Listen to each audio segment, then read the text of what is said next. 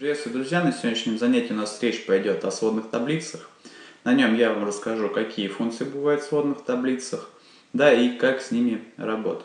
То есть, чтобы вы понимали, для чего нужна сводная таблица, к примеру, если у нас есть задача, да, создать сводную таблицу, убрав из нее Сидорова, посчитать сумму оплат по офисам продаж и добавить разрез по статусам. То есть, для этого нужно было бы найти все уникальные значения по сотрудникам.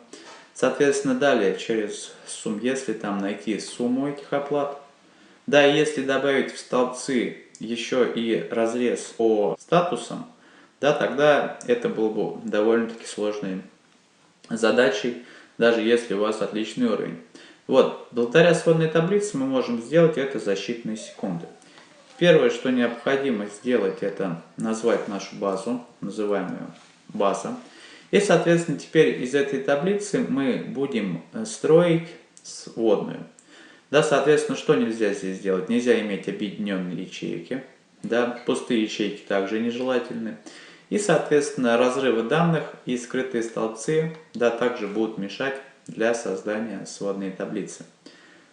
Соответственно, первое, если мы строим без именованного диапазона, мы заходим в вставку «Сводная таблица», да, он автоматически определяется. Далее выбираем на существующий лист и выбираем уже, соответственно, место, с которого нам необходимо будет его установить. Вот, если мы строим с именованного диапазона, мы выбираем «Сводная таблица», нажимаем F3, выбираем наш именованный диапазон. Соответственно, автоматически определяется ячейка, с которой будет, да, создана сводная таблица. И нажимаем ОК. Таким образом, у нас создается сводная таблица, которая состоит из двух частей. Левой части это отчетная часть, и правой части это поля настройки, то есть сводные таблицы. Далее, смотрите, здесь у нас есть вид отображения. Да, по умолчанию он таким образом выглядит.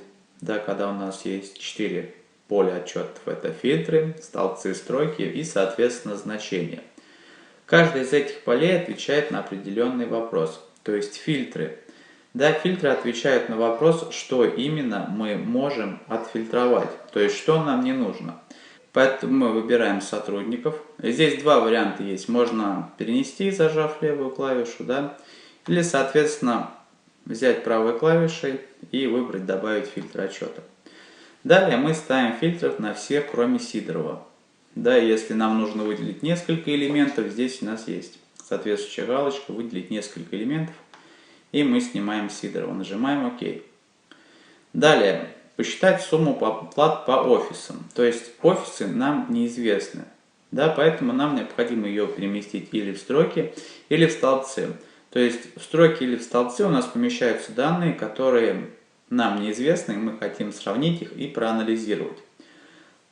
То есть выбираем строки, ставим офис, правой клавишей «Добавить строки». Далее нам нужна сумма.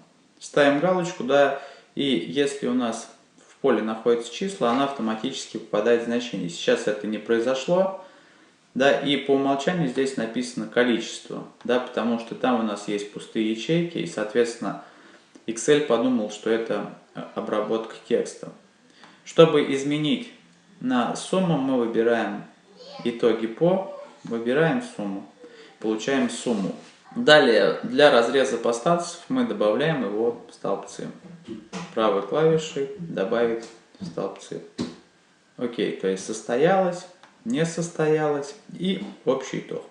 Таким образом мы получили сводную таблицу, усилив которую мы можем с помощью условного форматирования, допустим, добавить гистограмму.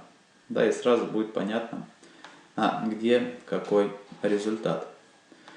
Напишите, пожалуйста, комментарий с одним из ключевых слов, как создать сводную таблицу или сводная таблица. Это очень поможет продвижению канала.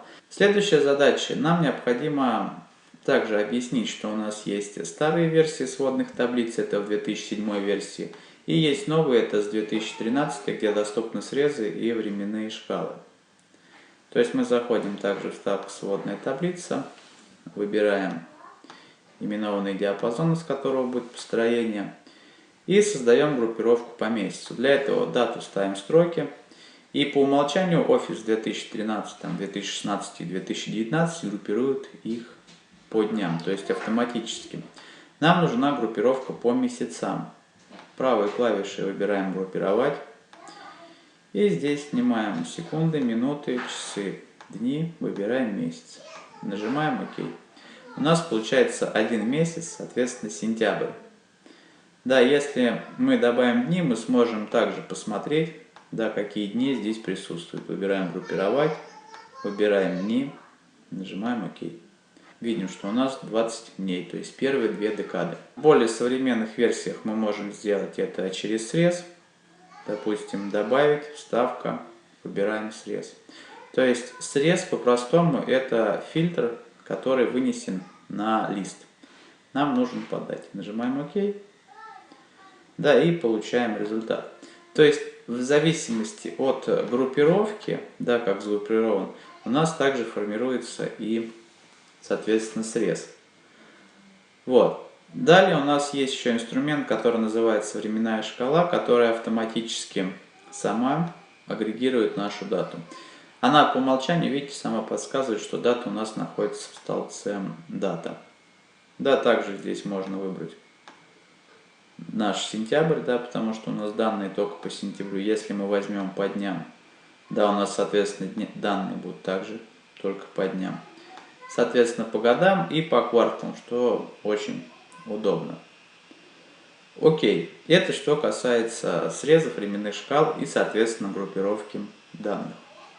Следующим пунктом мы с вами разберем это добавить поле расчет бонус менеджера. То есть, помимо всего прочего, также есть формулы в сводных таблицах, которые рассчитывают дополнительные показатели. Как это выглядит на практике. То есть, мы также строим сводную таблицу, нажимаем ОК. Далее, для расчета бонуса, соответственно, нам нужен менеджер, сотрудник, добавляется в строки. Выбираем сумму, да, она у нас переносится в значение, где мы берем, используем итоги по сумме. Вот, далее нам нужно найти бонус менеджера, известно, что он равен 5%. Заходим в анализ, далее выбираем вычисления, поля, элементы, наборы и выбираем вычисляемое поле. Называем его бонус менеджера. Далее прописываем формулу. Формула у нас какая? Сумма умножить на 5%. Это нужно округлить до десятых. Мы пишем округл, берем формулу вовнутрь и нажимаем добавить. Окей. У нас рассчитался бонус менеджера с точностью до десятых. Чтобы удалить добавленное поле, мы также можем зайти в вычисления, поля, элементы, наборы, вычисляемое поле. И здесь, соответственно, выбрать из списка добавленное поле и его удалить. Также добавленное поле будет работать и без суммы. Да? И даже если мы возьмем месяцы и возьмем бонус менеджера, да, они также будут прикреплены к данным бонусам. Теперь давайте удалим это поле. Выбираем вычисляемое поле. Здесь выбираем из списка наше поле и нажимаем удалить. Окей.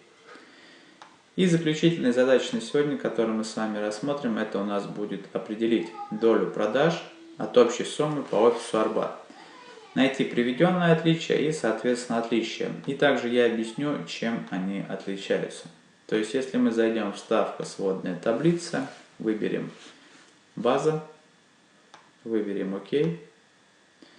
Соответственно, далее мы найдем станцию нашу, которая необходима. То есть, мы выбираем офис. Далее нам необходимо сумму. И также, соответственно, сумму перенести в значение и найти итоги по суммам. Вот, после чего нам необходимо определить долю продаж. У нас для этого есть специальные дополнительные вычисления, процент от общей суммы.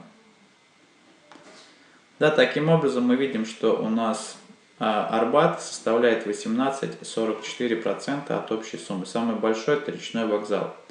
Чтобы найти приведенное отличие, то есть насколько каждый из офисов отличается от Арбата, мы выбираем правой клавишей.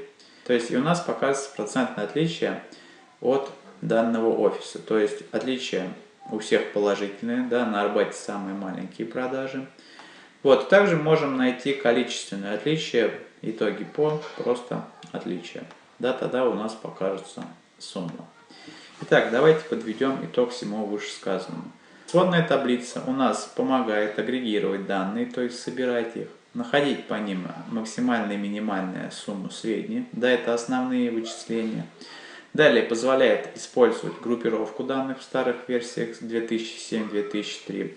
И, соответственно, с 2010 у нас добавились срезы, с 2013 временные шкалы. Вот, их также можно использовать. Помимо всего прочего, мы можем использовать формулы в сводных таблицах, добавлять их как столбец, да, удалять их из сводной таблицы и находить проценты, что очень удобно. Всем большое спасибо за просмотр, подписывайтесь на канал, ставьте пальцы вверх. Пока-пока.